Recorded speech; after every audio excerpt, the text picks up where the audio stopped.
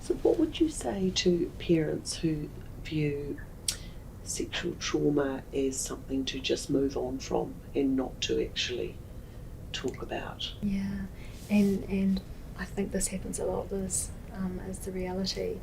I've had parents who have made it to our service but will say, well, and they're getting pressure from other members of their family, and this is harm that's happened outside of the family.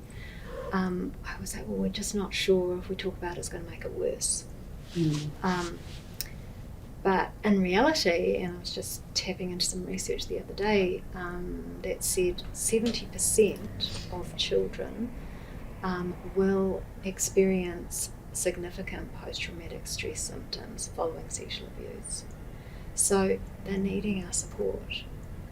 And it is a big number, isn't it? And I think that I don't work with adults, but I see the number of adults who have experienced child sexual abuse come through our service who haven't had the support as children. And I just think I'm a very big believer of early intervention and the lightest possible touch, and we're not talking about doing years of therapy with young ones. We're just going to do a small piece of work and they can go on and do life. They might get to 13, they might get to their first boyfriend or girlfriend, and then they get a bit wobbly, they can come back.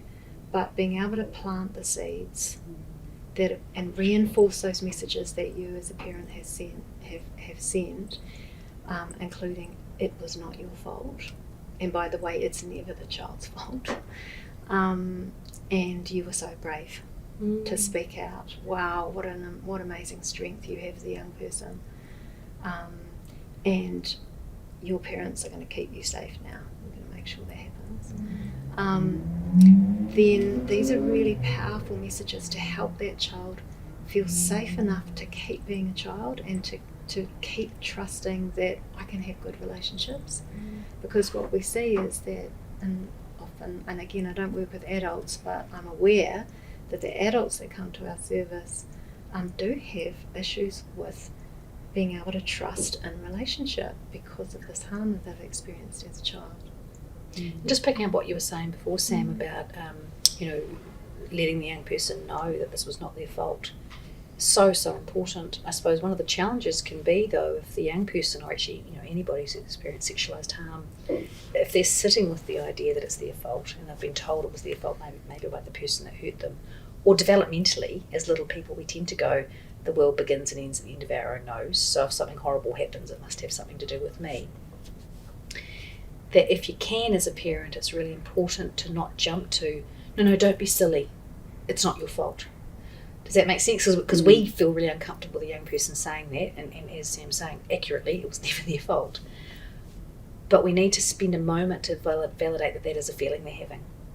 So just take that moment of going, actually, oh, love, you've sat with such a big secret, hey, or that must be such a hard feeling to sit with. Hey, it was not your fault. So just that little bit of pausing and validating the feeling they do have, and then acknowledging with a little bit of the accurate information can be really powerful. Because if we leave out the bit that they're actually feeling and just go to the idea that it was not your fault, then they never get to kind of explore that idea that actually, well, I probably know that up here, but I feel it was my fault. And if we're not comfortable to kind of acknowledge that part, then that means there's a whole, I suppose, aspect of their experience that doesn't get explored. I think that's so important, Catherine, because you can be told stuff like you'd have every adult saying it's not your fault, but what you believe in your heart and your core, like you might believe it logically, but something inside of you is still wondering, but did I got this gift, or maybe I enjoyed I didn't part say of it. no, or And I think that is a big part of therapy, is kind of winding that back, and where it's age appropriate and the child has the cognitive level to be able to do this work, to actually look at how did this process come about, and look at how the grooming process actually works, and that helps them to kind of understand, oh yeah, that is with hindsight what happened. And I can take steps to keep myself safe. It was never my fault, but I can do things to keep myself a bit safer. Just going back to your original question, I was sitting with this idea that for some parents, they can go, well, first of all, I need to get them off to therapy so they're kind of fixed. And as Sam was saying, this tends to be a lifelong course. And that doesn't mean that someone's broken for life. Let me be really clear about that. But it means that for people to dip in and dip out of therapy is normal, but more normal than not. The other response that some parents can have is, let's kind of get them sorted. But then when they come into therapy, and actually young people can feel this themselves, it starts to feel worse. And then they're like, ooh. So I want to back up the truck and kind of think, well, I don't want to do that now. And I think it's really important that when people enter into therapy, that idea of understanding what this is about. And actually the Buddhists have this concept which I really resonate with, which is this difference between clean and dirty pain. And so clean pain is kind of holds that idea that life's got pain in it.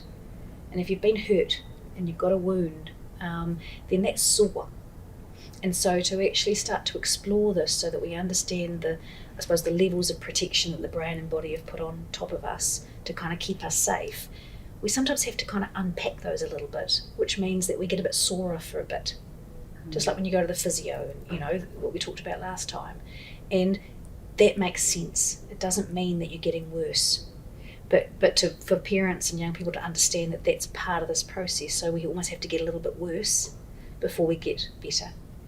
And the dirty pain is this idea that actually if we kind of beat ourselves up about pain, if we say, well, I shouldn't be having this pain, or there's something wrong with me if I'm in pain, or I need to kind of get rid of this pain because I'm not equal to it, then unfortunately that's the kind of pain, a bit like stagnant water, it can kind of hang around. And so we're wanting to acknowledge that there's pain attached to the work that we're doing, but it's kind of necessary pain. And if people are kind of, what's their relationship with it? Because if it's dirty pain, then that can lead to the suffering.